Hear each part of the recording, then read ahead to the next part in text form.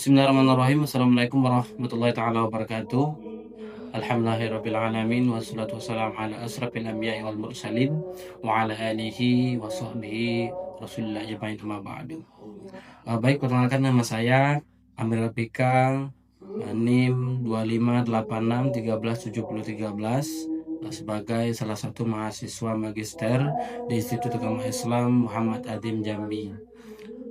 Baik, di sini saya akan memaparkan tentang risk management plan, yang mana ini salah satu tugas akhir semester mata kuliah manajemen risiko dosen mengampu Bapak Dr.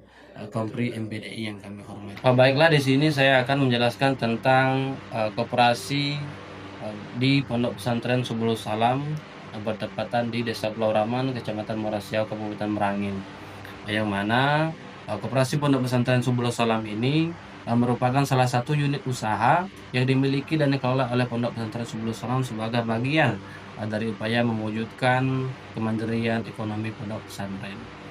Tentu koperasi ini didirikan untuk memenuhi kebutuhan santri, kemudian kebutuhan guru, pengurus, dan seluruh warga yang ada di lingkungan pesantren. Nah, jadi secara umum koperasi ini tidak hanya terfokus kepada santri saja, akan tetapi di lingkungan pondok pesantren, baik itu guru ataupun masyarakat yang ada di lingkungan pesantren, itu bisa memenuhi kebutuhan di koperasi yang sedang didirikan tersebut. Kemudian dalam koperasi tersebut ada beberapa item yang menjadi daya jual yang kami tawarkan kepada santri. Salah satunya itu adalah buku pelajaran, kemudian ada kitab kuning, kemudian ada seragam sekolah, kemudian ada sarung, peci, mukena, makanan ringan, minuman, dan perlengkapan mandi sekalipun sudah tersedia dalam koperasi tersebut. Kemudian yang menjadi target kita dalam koperasi tersebut itu adalah, yang pertama itu adalah santri. Nah, jadi target utama dalam koperasi yang kami dirikan itu adalah santri. Kemudian target yang kedua itu adalah guru. Nah, jadi yang menjadi kebutuhan mendasar baik itu untuk keperluan santri dan guru itu sudah disediakan dalam koperasi tersebut. Kemudian ada lagi targetnya itu adalah pengurus pondok pesantren. Nah, yang terakhir itu adalah lingkungan yang ada di pesantren tersebut. Nah, jadi dalam kebutuhan sehari-hari baik itu pakaian, kemudian kitab, kemudian perlengkapan mandi dan lain sebagainya, itu sudah kami sediakan dalam koperasi. Baik, tentu dalam aktualisasi di lapangan ada banyak sekali risiko-risiko yang terjadi. Nah, penerapan manajemen risiko ini adalah bertujuan untuk mengidentifikasi, kemudian menganalisis, mengendalikan, serta meminimalkan berbagai risiko yang dapat mempengaruhi keberlangsungan operasional koperasi. Nah, tentu secara khusus tujuan manajemen risiko pada koperasi Pondok Pesantren Subul Salam itu adalah, yang pertama, menjaga keberlangsungan usaha koperasi agar tetap berjalan sesuai secara stabil dan berkesinambungan. Kemudian yang kedua itu adalah mengurangi potensi kerugian yang dapat timbul akibat risiko operasional, risiko keuangan maupun faktor eksternal. Kemudian adalah melindungi aset, baik aset fisik, kemudian aset keuangan maupun aset non fisik seperti data dan reputasi yang ada pada koperasi di Pondok Pesantren Subul Salam Desa Pulau Raman. Tentu di dalam mengatasi risiko-risiko yang terjadi tersebut, tentu saja kita harus mengidentifikasi terlebih dahulu. Nah, di sini identifikasi risiko merupakan proses untuk seluruh potensi kejadian yang dapat menghambat perencanaan tujuan koperasi Pondok Pesantren Subul Salam Desa Pulau Raman. Ini dilakukan berdasarkan kondisi internal dan eksternal koperasi dengan mengacu pada kategori risiko strategis, operasional, sumber daya manusia, keuangan, teknologi, dan reputasi. Nah, di sini saya akan memaparkan tentang bagaimana sih risiko-risiko yang terjadi di koperasi Pondok Pesantren Subul Salam Desa Pulau Raman. Nah, ini ada R1, itu perencanaan usaha kurang tepat risikonya. Penyebabnya adalah analisis kebutuhan yang kurang akurat. Nah, sehingga berdampak pada target usaha yang tidak tercapai. Kemudian ada R2, penurunan jumlah pelanggan. Penyebabnya adalah perubahan pola belanja santri. Dampaknya adalah pendapatan koperasi yang menurun. Kemudian ada R3, persaingan dengan toko sekitar. Nah, harga dan variasi produk pesaing lebih baik. Nah, penyebabnya. Kemudian dampaknya yang terjadi adalah penjualan menjadi menurun. Kemudian R3, R4 itu adalah kehabisan stok barang, sehingga yang disebabkan oleh perencanaan persediaan kurang baik. Nah, dampaknya adalah pelayanan menjadi terganggu akibat kekurangan stok itu tadi. Nah, kemudian ada R5, barang rusak atau kadaluarsa. Kemudian ada R6, itu ada kesalahan pencatatan transaksi. Ada R7, itu ada keterlambatan distribusi barang. R08 itu adalah kompetensi pengelola yang sangat rendah. Kemudian ada R9, itu disiplin kerja yang rendah. Ada R10, pergantian pengurus yang tinggi. Kemudian R11, ada arus keuangan terganggu. Kemudian ada R12, penyalahgunaan dana. R13 adalah piutang tidak tertagih. Ada R14 adalah kehilangan data administrasi. R15 itu adalah gangguan sistem komputer.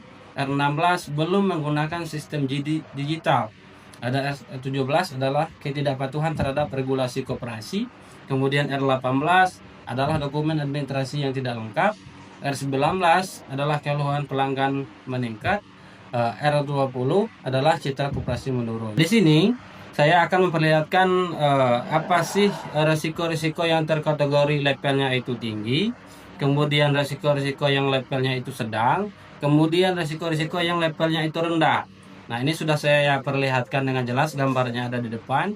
Nah, ini perlu digarisbawahi, ketika level resikonya itu berwarna merah, itu artinya itu adalah resiko yang tinggi. Kemudian ketika resiko ini berwarna kuning, itu artinya dalam kategori sedang. Nah, ketika berwarna hijau, itu artinya dalam kategori rendah. Kemudian, apa sih yang harus dilakukan ketika resiko ini terkategori tinggi? Kemudian bagaimana cara kita menanganinya? Kemudian ada lagi yang sedang. Bagaimana cara kita mengatasinya? Begitu pun yang sangat rendah, itu juga harus kita evaluasi sehingga menjadi lebih baik. Kemudian selanjutnya, dari tahapan-tahapan yang sudah saya sampaikan tadi, prioritas penanganan risiko itu berdasarkan hasil register yang sudah saya tampilkan, ada 10 yang menjadi catatan utama, yang mana tingkatnya ini sudah kategori level risiko yang tinggi dan sedang. Yang pertama itu ada kehabisan stok barang, itu levelnya ada di 16. Kemudian arus keuangan yang terganggu, itu levelnya ada di 15, terkategori tinggi. Kemudian ada yang terkategori sedang, itu yang pertama kesalahan pencatatan transaksi, kemudian penurunan jumlah pelanggan, ada persaingan usaha, kemudian kompetensi SDM yang rendah, ada lagi piutang yang macet, ada sistem administrasi yang masih manual, kemudian ada keluhan pelanggan, dan citra koperasi yang menurun. Nah, kemudian saya akan membahas tentang bagaimana strategi mitigasi risiko. Jadi strategi mitigasi risiko ini adalah merupakan serangkaian tindakan yang dirancang untuk mengurangi kemungkinan terjadinya risiko.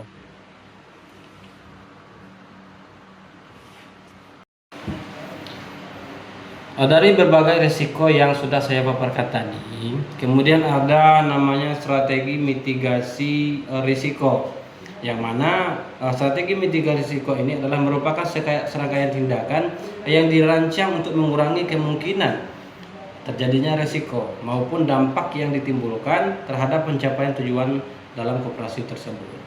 Pada koperasi di Pondok Pesantren Subulus Salam, strategi mitigasi ini bertujuan untuk menjaga keberlangsungan usaha, kemudian meningkatkan kualitas pelayanan, kemudian melindungi aset koperasi, serta memperkuat kepercayaan anggota dan pelanggan.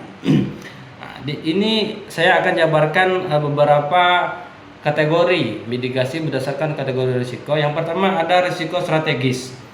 Misalnya perencanaan usaha kurang tepat. Nah, strategi mitigasinya adalah menyusun rencana kerja dan anggaran tahunan RKAT berdasarkan analisis kebutuhan dan evaluasi usaha.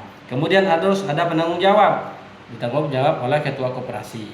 Kemudian ada penurunan jumlah pelanggan. Nah, strategi mitigasinya adalah menambah variasi produk, melakukan survei kebutuhan santri, dan meningkatkan kualitas pelayanan. Dan yang bertanggung jawab di sini adalah ketua dan manajer. Kemudian dalam risiko strategis ada yang namanya persaingan usaha. Nah, strategi mitigasinya adalah menetapkan harga yang kompetitif, meningkatkan kualitas produk dan memberikan pelayanan yang baik kepada pelanggan. Kemudian ada strategi operasional. Nah, misalnya kehabisan stok barang, menentukan strategi mitigasinya adalah menentukan batas minimum stok, melakukan pengecekan persediaan setiap minggu dan menjalin kerjasama dengan lebih baik dari satu pemasok. Kemudian yang kedua, ada barang rusak atau kadaluarsa. Strategi risiko yang harus dilakukan adalah menerapkan sistem FIFO, first in, first out, melakukan pemeriksaan kualitas barang secara berkala dan memperbaiki sistem penyimpanan. Kemudian ada yang ketiga adalah kesalahan pencatatan transaksi. Ini strategi mitigasinya adalah menggunakan aplikasi kasir atau sistem informasi koperasi, melakukan pemeriksaan transaksi harian dan menerapkan prosedur verifikasi. Kemudian strategi operasional yang terakhir itu adalah keterlambatan distribusi barang. Nah, strategi mitigasi yang dilakukan adalah menambah pemasok alternatif, membuat kerjasama yang jelas, serta melakukan pemesanan lebih awal. Kemudian resiko sumber daya manusia (SDM). Nah, risiko yang sering terjadi itu adalah kompetensi SDM yang rendah.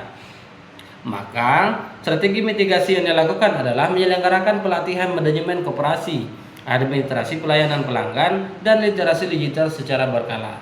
Kemudian ada disiplin kerja yang rendah. Nah, strategi mitigasinya adalah menyusun standar operasional prosedur (SOP), melakukan evaluasi kinerja, serta menerapkan sistem penghargaan dan pembinaan. Kemudian yang ketiga adalah pergantian pengurus. Nah, yang harus dilakukan sebagai strategi mitigasinya adalah menyusun program kaderisasi, dokumentasi pekerjaan, dan proses serah terima jabatan yang sistematis. Kemudian ada risiko keuangan. Nah, ini yang levelnya menengah tadi nih, sedang. Yang pertama ada arus kas terganggu. Nah, strateginya bagaimana? Ya adalah menyusun anggaran kas, memantau arus kas setiap bulan, dan mengendalikan pengeluaran operasional. Kemudian ada penyalahgunaan dana misalnya. Ada strategi yang mitigasi yang harus dilakukan adalah memisahkan fungsi pencatatan dan penyimpanan kas, melakukan audit internal secara berkala, serta menerapkan sistem persetujuan yang berjenjang. Kemudian yang terakhir adalah piutang yang macet. Ini levelnya masih tahap di sedang. Strategi mitigasinya adalah menetapkan batas kredit, melakukan penagihan secara berkala, dan memberikan edukasi kepada anggota mengenai kewajiban pembayaran. Ada lagi risiko teknologi. Ada yang pertama itu adalah kehilangan data. Nah, strategi mitigasi yang harus dilakukan adalah melakukan pencadangan ataupun backup data secara rutin pada media penyimpanan yang aman atau layanan cloud. Kemudian yang kedua adalah kerusakan perangkat komputer. Nah, strategi mitigasi yang harus dilakukan adalah melakukan pemeliharaan berkala, perubahan perangkat lunak, dan pergantian perangkat yang sudah tidak layak. Kemudian yang terakhir dalam resiko teknologi itu adalah sistem administrasi yang masih manual. Nah, yang harus dilakukan sebagai strategi mitigasinya adalah mengimplementasikan secara informasi koperasi berbasis digital dan pencatatan transaksi, persediaan, dan laporan keuangan. Kemudian yang terakhir ada risiko hukum.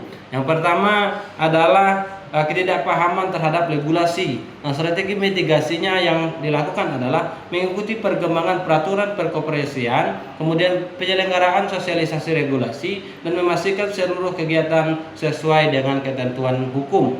Kemudian yang kedua ada dokumentasi administrasi tidak lengkap. Nah, strategi mitigasi yang dilakukan adalah menyusun sistem pengarsipan yang rapi baik dalam bentuk fisik maupun digital, serta melakukan audit dokumen secara berkala. Nah, itu berbagai strategi mitigasi yang dilakukan terhadap resiko-resiko yang terjadi pada koperasi di Desa Pulau Raman, Pondok Pesantren Subulus Salam. Pada yang terakhir, ketika kita sudah menganalisis kemudian mengidentifikasi apa-apa saja yang menjadi resiko yang terjadi pada koperasi di Pondok Pesantren Subulus Salam ini, tentu ada prioritas yang harus kita segerakan. Nah, jadi prioritas mitigasi risiko namanya. Nah, berdasarkan hasil analisis pada risk manager dan risk matrix yang saya paparkan tadi, itu ada yang menjadi prioritas utama untuk segera di mitigasi adalah sebagai berikut. Yang pertama yang tingkat paling tinggi kehabisan stok barang. Nah, strategi utama yang harus dilakukan adalah menetapkan stok minimum, kemudian memonitoring persediaan dan menambah pemasok alternatif. Itu adalah strategi yang harus dilakukan. Kemudian ada yang level tinggi yang kedua, itu adalah arus kas yang terganggu. Nah, itu dalam kategori risiko tinggi. Strategi utama yang harus dilakukan itu adalah pengelolaan arus kas, kemudian pengendalian biaya, dan mengevaluasi anggaran secara berkala. Artinya di dalam mengidentifikasi risiko yang terjadi, kemudian harus kita terapkan strategi yang harus kita lakukan sehingga risiko ini bisa menurun ataupun bisa menjadi lebih baik. Kemudian ada yang levelnya sedang. Yang pertama itu adalah kesalahan pencatatan transaksi. Nah, ini ada di level sedang. Apa yang harus dilakukan adalah digitalisasi administrasi dan verifikasi transaksi harian. Artinya menerapkan sistem digital dalam sistem transaksi dalam koperasi yang sedang berjalan tersebut. Kemudian di level sedang yang kedua itu ada kompetensi SDM yang rendah. Nah, strategi utama yang dilakukan adalah melakukan pelatihan, pembinaan, dan evaluasi kinerja secara berkelanjutan. Yang ketiga, di level sedang yang ketiga itu ada penurunan jumlah pelanggan. Artinya, strategi utama yang harus dilakukan adalah diversifikasi produk, kemudian meningkatkan pelayanan dan survei kebutuhan pelanggan. Nah, apa yang menjadi kebutuhan daripada pelanggan itu harus kita sediakan sehingga pelanggan itu selalu berkeinginan untuk berbelanja dengan koperasi yang kita miliki. Kemudian ada level yang keempat, itu ada piutang macet. Nah, ini ada di level sedang. Strategi utama yang harus dilakukan itu adalah penetapan batas kredit dan penagihan secara berkala. Artinya setiap konsumen yang melakukan hutang piutang itu harus dikasih batasan sehingga tidak terlalu memberatkan bagi konsumen untuk membayar, dan kita harus selalu memantau serta menagih secara berkala sehingga tidak ada lagi utang yang macet. Kemudian yang kelima, itu ada sistem administrasi yang masih manual.